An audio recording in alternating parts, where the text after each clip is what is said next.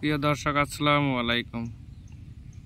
আজকে আপনাদের কলা গাছে সিগাটকা রোগের জন্য এবং পোকার জন্য কি কি বিষ প্রয়োগ করতে হয় সেটা দেখাবো।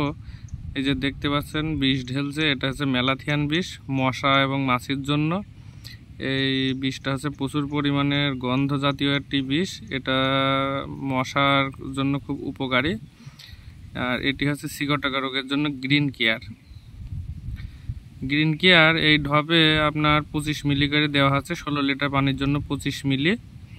আর ওই যে আপনার ম্যালাথিয়ান যেটা দেখলেন, আলফ্যাগ্রোর ম্যালাথিয়ান, এই ম্যালাথিয়ান দেওয়া হলো হচ্ছে আপনার 16 লিটার পানিতে 16 মিলি। আর এই যে একটা পাউডার জাতীয় বিষ দেখতে পাচ্ছেন, ইকোজিম কার্বোডাজিম গ্রুপের, এটি হচ্ছে আপনার ওই যে সিগাটকা রোগের জন্য। এটা হচ্ছে আপনার 16 লিটার পানির জন্য 30 গ্রাম করে দেওয়া হচ্ছে। দিয়ে এই যে ঢপের ভিতরে পানি বোঝাই করে ঢপের ভিতরে যে বিষগুলো দেওয়া হলে এবার সুন্দর করে এগুলো পানির সাথে মিশিয়ে নিতে হবে। দেখতে পাচ্ছেন কিভাবে আপনার বিষগুলো পানির সাথে মিশানো হচ্ছে। এই মিশানোর পরে এই ঢপ সহ আপনার কলা বাগানে আপনার বিষ স্প্রে করা হবে, এবং কীভাবে স্প্রে করা হবে সেটাও দেখাবো আপনাদের।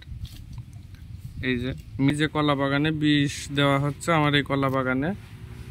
আপনার এই কলা বাগানে বর্তমানে কোনো রোগ নাই। রোগ না থাকার কারণেও আপনার 10 থেকে 12 দিন অন্তর হচ্ছে আপনার বিষ প্রয়োগ করলে আপনার রোগ আসার সম্ভাবনা থাকে না, এবং রোগ আসলে আপনার সেই রোগের জন্য বিষ দিতে হলে আপনার তখন বিষ দিয়ে কার্যকারিতা কম পাওয়া যায়। এই জন্য আগে থেকেই বিষ স্প্রে করা হয়ে থাকে।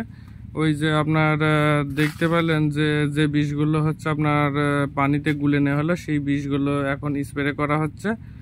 বিষ এমনভাবে স্প্রে করতে হবে যাতে সব পাতায় ভালোভাবে পড়ে।